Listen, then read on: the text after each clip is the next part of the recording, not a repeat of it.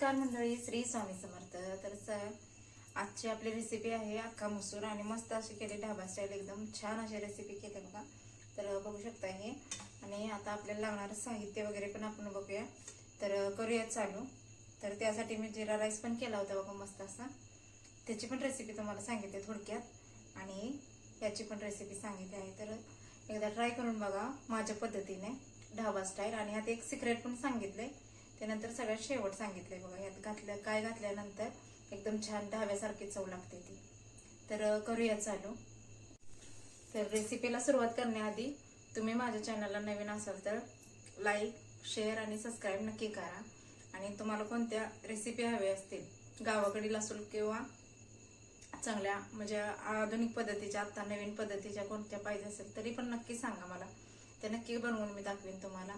तर धन्यवाद आणि करूया चालू आपण अख्खा मसूरची रेसिपी। तर मंडळी, अख्खा मसूरसाठी लागणारं साहित्य बघा। इथं एक वाटी मी अख्खा मसूर भिजत घातलं होतं। आता हे एक वाटीचं जरा जास्त झाले फुलून। आणि हे आहे ते वाटीमध्ये टोमॅटो आणि कांदा मिक्सरवर बारीक करून घेतला, ग्रेव्ही करून घेतली। कारण त्यात 2 कांदे आणि 1 टोमॅटो याची ती ग्रेव्ही करून घेतली। कोथिंबीर बारीक चिरून, हे अख्खा मसूरचा मसाला आहे। ही लसूण आणि आलं लसूणची पेस्ट 1 चमचाभर, तेल 2 चमचे, जिरं, थोडीशी हळद, चवीनुसार मीठ आणि काळा मसाला तुम्ही घरी वापरता येते। ते जर तुम्हाला वापरायचं नसेल, कलर पाहिजे असेल तर तुम्ही मिरची पावडर सुद्धा वापरू शकताय। तर करूया आपण ढाबा स्टाईल एकदम मस्त अशी अख्खा मसूर। तर कढई गरम झाली आपली। आता यामध्ये हे 2 चमचे तेल ओतणार आहे।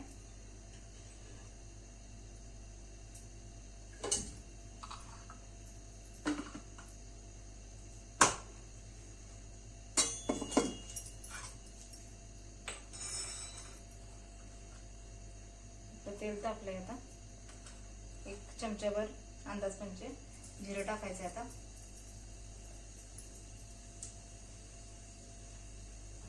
जिरं चांगलं तडतडलं का मग कांदा आणि टोमॅटोची पेस्ट टाकायची आपल्याला।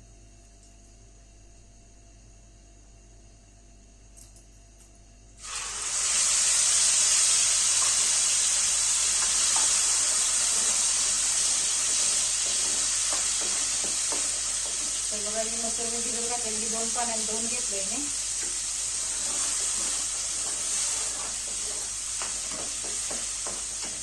तुम्हाला जर मसूर कुकरमध्ये 2 शिट्ट्या करून घेणार असला तरी पण चालतंय, करून घ्यायला आपल्याला। आणि डायरेक्ट यात शिजवलं तरी पण चालतं, दोन्ही पद्धतीनं पण चालतं। तर एकदम छान असे होणार आहे आपली रेसिपी ढाबा स्टाईल अख्खा मसूर। आणि चांगला काही टोमॅटोच्या प्युरीला पण नाही, चांगलं तेल सुटेपर्यंत भाजून घ्यायचं चांगलं।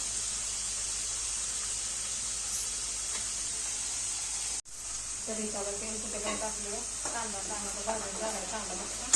आता यामध्ये जाऊया आलं लसूण पेस्ट।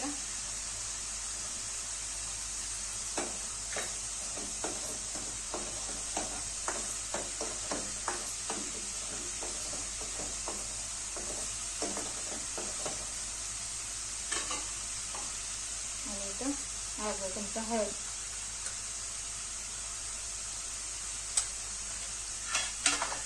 तुम्ही कलरसाठी लाल तिखट सुद्धा वापरू शकता बरं का।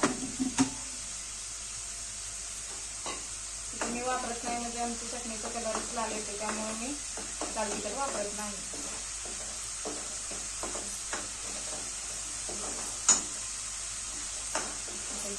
आलं लसूणचा वास एकदम खमंग असा मस्त यायला लागला बघा। तर आता ही अख्खा मसूरची पुडी आहे मसाल्याची।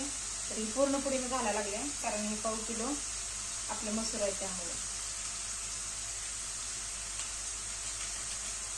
10 रुपयाची पुडी होती मसाल्याची।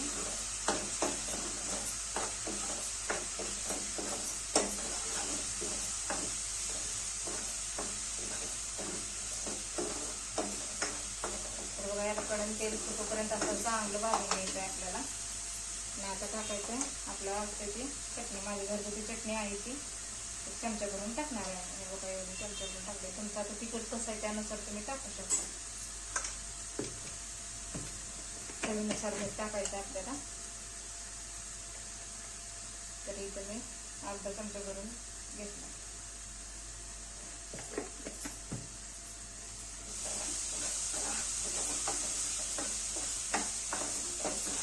मस्त असं तेल सुटलं गेला. आता हे पाणी निथळून घेऊन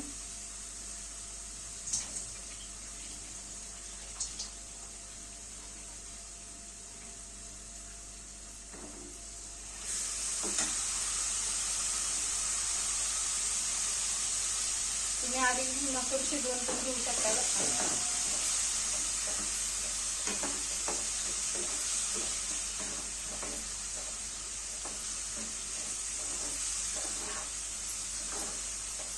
आणि ढाबा स्टाईल करण्यासाठी एक सिक्रेट म्हणजे आपल्याला बेकिंग सोडा एक चिमूटभर घालायचा आहे बघा. त्यामुळं पण एकदम चव छान लागते त्याची. तर हे बघा एकच चिमूट मी सोडा घेतला इथे.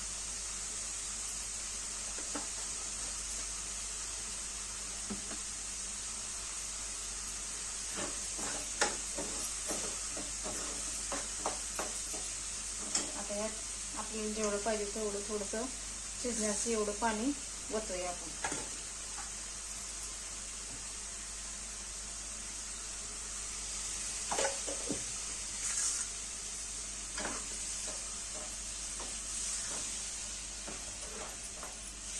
नंतर मग कोथिंबीर टाकूया.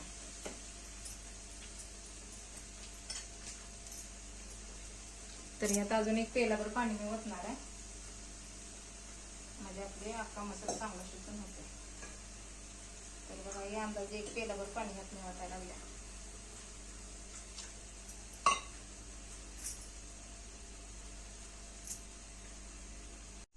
तर इथं शिजलाय आपला अख्खा मसूर मस्त असा. आता कोथिंबीर टाकूया ह्याच्यावर.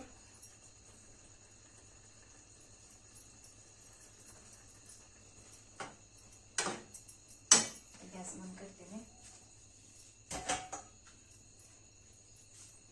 आणि मी अख्खा मसूर साठी मी केलंय बघा जिरा राईस केलाय मस्त असं.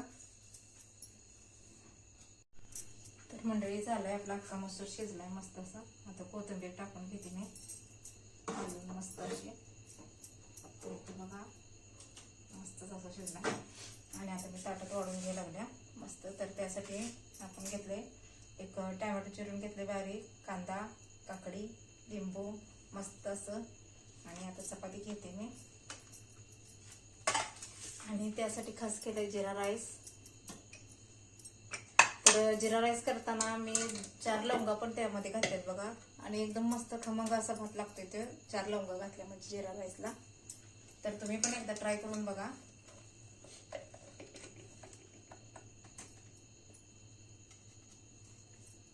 तर गरम गरम असं सर्व करून घेणार आहे.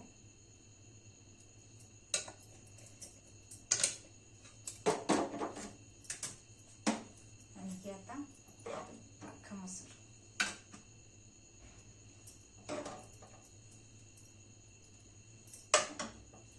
तर या मंडळी या अख्खा मसूर खाण्यासाठी ढाबा स्टाईल एकदम मस्त असं झालाय. तर आता इथे एक घास मी खाऊन बघते. गरम आहे.